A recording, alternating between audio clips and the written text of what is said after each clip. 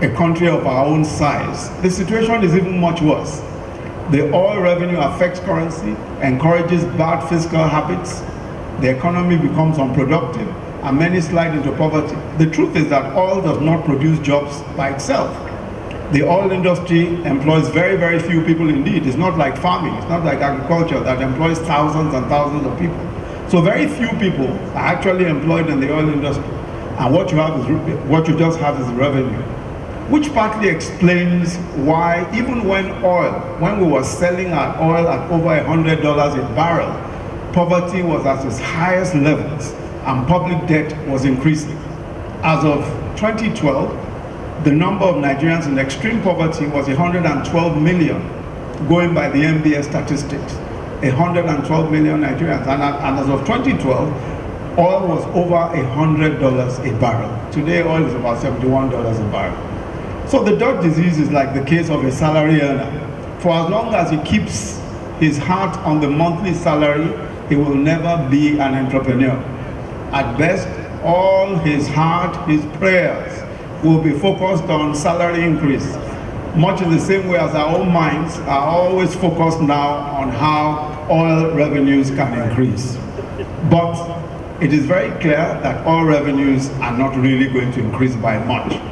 Even if after the Saudi facilities were destroyed, we didn't see any great spike in oil prices. So what we need is a paradigm shift in our thinking in order to prosper as a nation and as states within the Federation.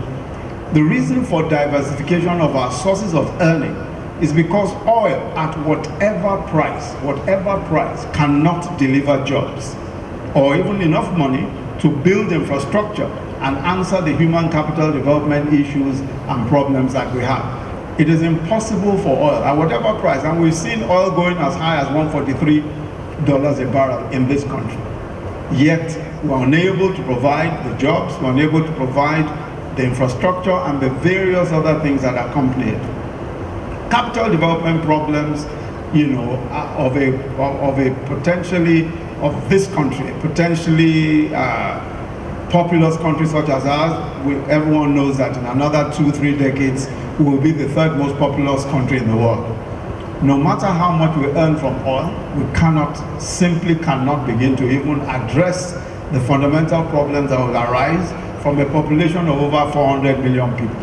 That is already clear from the constraints that we have in the national budget today, and of course the constraints that the states have in their own budget. So I propose 3 things for the consideration of this August body as a means of increasing production and generating revenues at state level. A lot of these things are of course quite obvious because they've been proposed time and time again, but I think they bear repeating. The first is that the states, just as the federal government is doing, must engage in careful and well thought out strategic planning in order to articulate and implement priorities derived from such thinking and from such planning. We have to look at comparative advantage. Every state must determine where it has a comparative advantage and focus on those areas. Second, there is a great deal of scope for boosting agricultural production. If states choose 2 or 3 high-level crops or products to specialize in, such specialization will enable economies of scale in the provision of support across the entire value chain, from preparing land to seed, fertilizers and pesticides, storage, processing, transportation, marketing and sales. This also implies organizing the agro-allied value chain from farm to table. One ready means of doing so is the use of outgrower schemes like the Anchor Borrowers Program. We've seen the success of some of these programs in some of the northern states. For example, Kebbi State recorded tremendous success in rice production. As a matter of fact, the resources that Kebbi State made from rice production alone was so considerable that when you compare it to what it was making 10 years before, or to what many other states made in a 3-year, 4-year period, Kebbi State clearly was way ahead of others. And the simple reason is that it focused on its comparative advantage. It focused on the farming of rice. In a similar vein, states must take advantage of the entrepreneurial spirit of Nigerians by empowering economic clusters and trade groups through the provision of basic infrastructure and shared facilities. I've so far visited about 24 states as part of our MSME clinic drive, taking a lot of the regulatory authorities to the different states to show them what the small businesses are doing and to enable these regulatory authorities such as NAFDAC and SON and all of that and CAC to understand that these small businesses need their assistance and need their support and need to be able to process their approvals quickly so that they can do a better business. And one thing I've seen across the states is that you have vibrant economic clusters everywhere, from shoemaking clusters to leather processing clusters, steel fabrication clusters, phone assembly and repairs, garment making, several agribusinesses all across the different states of the Federation. What a lot of these people require is some support from their states and also some support from the federal government in the provision of infrastructure in existing facilities, in existing clusters. So for example, some clusters need power, some need equipment, so that if you have a steel fabricating cluster, what they just need there is some additional equipment that they cannot afford as individual traders or individual artisans. But the state governments can provide that. The federal government in some cases can also provide that. And we've been trying to provide shared facilities such as this and equipment in various states. For example, we found that providing solar power, and this is private solar power, in markets across the country has boosted trading activities in those markets. So trading is able to go on 24/7. For example, we have a private power facility in Sabongari market in Kano, servicing well over 40,000 shops.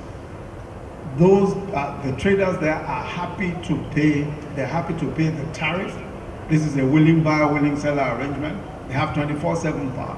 Same thing in our area market. In fact, they have two private power sources in our area market. There are also, thousands of shops there have access to power 24/7. So they are far more productive. And that is exactly what many different clusters require. Something that will enable them to support them to be able to be productive. The current move of the federal government also to provide broadband connectivity for all by 2023 will assist the states to improve their productive base. But states cannot charge fees for the laying of broadband infrastructure. If a state decides that we're going to charge fees every time somebody wants to lay broadband infrastructure, it's going to hinder the 2023 objective. That's like strangling the goose that is going to lay the golden eggs even before it starts to lay any eggs. We need to be able to provide and facilitate the laying of infrastructure and the provision of infrastructure without charging fees. If we make it easy for the laying of infrastructure, if we make it easy for the provision of infrastructure, then it is possible for this broadband connectivity for all by 2023 to be realized. And that means incredible opportunity for young people in technology, for all the mobile payment systems we're seeing, and for the various innovations in technology that we've been seeing very many of our young people involving themselves in. Similarly, creating an environment for small businesses to thrive is crucial. The complaint of many small businesses is the multiplicity of levies and charges by state governments, local governments, and the federal government. States should invest in agencies that can help small businesses comply with regulations and standards and access credit. When the businesses grow and employ more, then they can create taxable profit and of course taxable employees. The key thing is to think out of the box and to utilize the opportunities that are open to the states. Some would have advantages that can be readily used in the area of tourism. Others will be contiguous to major economic centers like Lagos and Abuja, which offer markets as well as perhaps more valuable land for residential and industrial purposes. The availability of skills plays a key role in attracting foreign and domestic investments And as such, it would be wise for states also to build these skills. STEM education, for example, functional digital literacy education from early childhood are the crucial building blocks for reaping the fruits of the knowledge economy that is now upon us. In addition, I would also urge that the states take advantage of several federal government programs that can complement their efforts and ease some of these constraints. Some examples include the resources available from UBEC, the National Social Investment Program, the National Livestock Transformation Program, the Anchor Borrowers Program, the Family Homes Fund, and the Basic Healthcare Provision Fund, amongst others. And then there's a lot of support also coming from development partners. And this should also be leveraged to support fiscal sustainability at state level. I think one that's particularly notable is the World Bank States Transparency, Accountability, and Sustainability Program. This is particularly important because states can access resources from this program by meeting certain performance criteria and also for capacity building. I must also add that domestic resource mobilization, that is taxation, is of course crucial, even as we avoid multiple taxation. And we can improve our capacity to tax in a number of ways.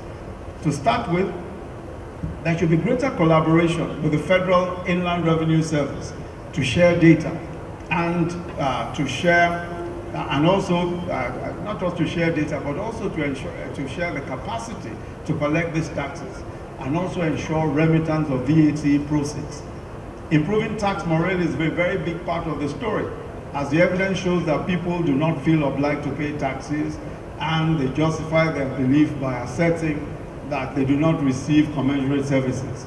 It will also, of course, be necessary for states to improve tax administration and widen the tax net, including making it easier for people to pay tax, both in terms of easier processes and lower levels of taxation. Before I conclude, permit me to say that all tiers and arms of government must be open-minded in addressing our common challenges and in identifying the solutions. Our ultimate purpose is to create jobs and growth. As key economic managers, we cannot afford to do any less. In the context of Nigeria's fiscal federalism, it has to be collaborative work. States, local governments, federal government simply have to work together. I'm optimistic that the deliberations of this council will contribute to achieving these noble objectives, which will lead us closer and closer to lifting the 100 million people that Mr. President has promised that we will lift out of poverty in the next 10 years. Finally, I thank the Joint Organizing Committee, consisting of officials of the Ministry of Budget and National Planning, and again the Delta State Government for their efforts in organizing this conference. I look forward to the outcomes and associated recommendations. This will be very important for the federal government's own planning efforts, and I expect that the report of the 18th session of the National Council on Development Planning will be formally presented by the Honorable Minister of Budget and National Planning to the National Economic Council at its next meeting. Your Excellencies, ladies and gentlemen, it's now my singular honor and pleasure to formally declare open the 18th session of the National Council on Development Planning. Thank you very much.